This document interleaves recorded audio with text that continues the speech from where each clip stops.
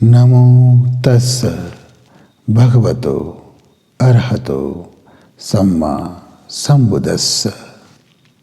यह संसार हमसे अलग नहीं है। ये आकाश, सितारे, चांद, सूरज, पवन, जल, पृथ्वी हमसे अलग नहीं है। हमारा अस्तित्व इनसे पृथक ना कभी था, ना होगा, ना है। परंतु हम यह सोचते हैं कि हम प्रकृति से अलग हैं, इसलिए हमें अपने आप पर अभिमान होता है, अहंकार होता है। कभी किसी वृक्ष को दूसरे वृक्ष से अहंकार करते कभी ना देखोगे। कभी किसी पशु को हीन भावना से ग्रस्त ना पाओगे और कभी किसी पशु को अहंकारी ना पाओगे। परंतु जो पशु मानव के संपर्क में है, उनमें मानसिक अवसाद आ रहे हैं। इस संसार में हम मानव ही हैं जो दूसरों से अपनी तुलना करता है। इस तुलना में हम मानवीय संबंध में विकार ले आते हैं।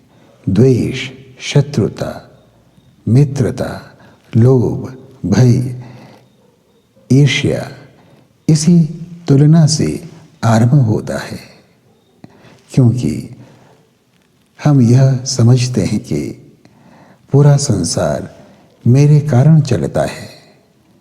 यह परिवार, यह संबंध, यह संपत्ति, यह जय, यह पराजय मेरे कारण ही तो है। मैं ही करता हूँ, मैं ही सकल हूँ। यह मानसिक अवस्था लगभग सभी मनुष्यों में पाई जाती है। इसी कारण हम अवसाद में हैं, क्रोध में हैं, ईर्ष्या में हैं, भय में हैं, लोभ में हैं। हम अशांत हैं। यह अशांति क्लेश है। यही क्लेश दुख की अभिव्यक्ति है। आज जो शांति हम वैश्विक स्तर पर देखते हैं, एक राष्ट्र दूसरे राष्ट्र से शांति चाहता है। उस शांति के चारों ओर शस्त्रों और अस्त्रों का भंडार होता है। हमारी शांति एक भयभीत अवस्था की देन है, क्योंकि भयभीत ही शांति चाहता है। शक्तिशाली को शस्त्र की, अस्त्र की कोई आवश्यकता ही क्या। जो भय से परिवेश बनता है वो हमारे अहंकार का परिणाम है। इसलिए कुछ प्रकृतिवादियों ने एक मार्ग चुना कि हम इस संसार से, इस पृथ्वी से, इस प्रकृति से अलग नहीं हैं। हम इस विस्तृत संसार का अंश मात्र हैं। इसलिए जो कुछ भी हम कर रहे हैं, बोल रहे हैं, लिख रहे हैं, सुन रहे हैं आदि, यह हम नहीं कर रहे हैं। यह प्रकृति की एक प्रक्रिया है। मैं तो एक निमित्त हूँ, मैं तो एक माध्यम हूँ, एक जरिया हूँ।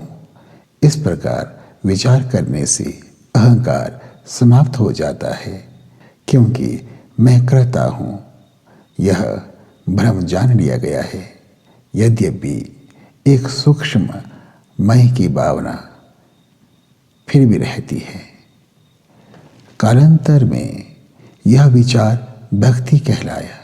समय के साथ साथ भक्ति का रूप भी बदलता गया।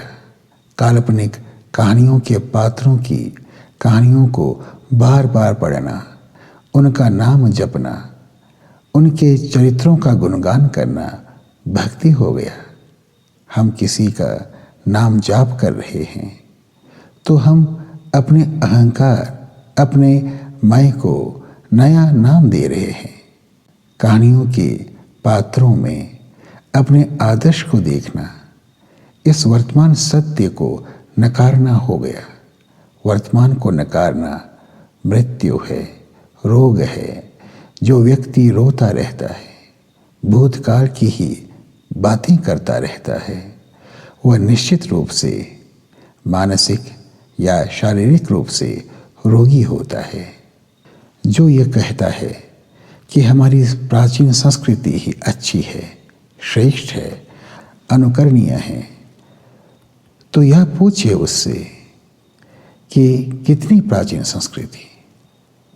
वह संस्कृति जब हम आदि मानव थे, पहली संस्कृति थी इस पृथ्वी पर मानवों का।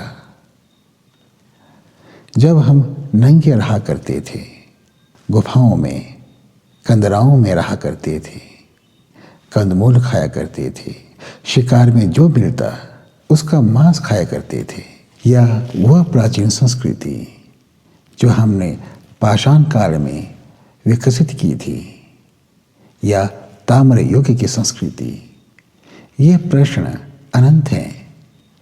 उस व्यक्ति के पास उत्तर ना होगा, क्योंकि वह भी एक प्रायोजित, एक योजना का अंग है, राजनीति का, शोषण का, छद्म विकृत धर्म का। उसे नहीं पता कि उसे एक यंत्र की तरह काम में लाया जा रहा है। वास्तव में हमारे देश में 10वीं से 12वीं सदी की संस्कृति को ही प्राचीन कहकर लोगों को उकसाया जाता है, क्योंकि वह समय था दमन का, शोषण का, जातीय कलंक का, स्त्रियों से उनका स्वाभिमान, स्वतंत्रता छीनने का, नागरिकों के सभी अधिकार छीनने का, और मानव को मानव से घृणा द्वारा अलग करके राजनीति पर अधिकार जमाने का। आज इस वर्तमान काल में भक्ति का अर्थ है किसी ग्रंथ का पाठ करना, उसके काल्पनिक चरित्र के गुणगान को भक्ति कहना। वास्तव में हम काल्पनिक चरित्र का गुणगान करते करते एक छुपे हुए राजनीति और छुपे हुए नेता के प्रति समर्पण कर चुके होते हैं।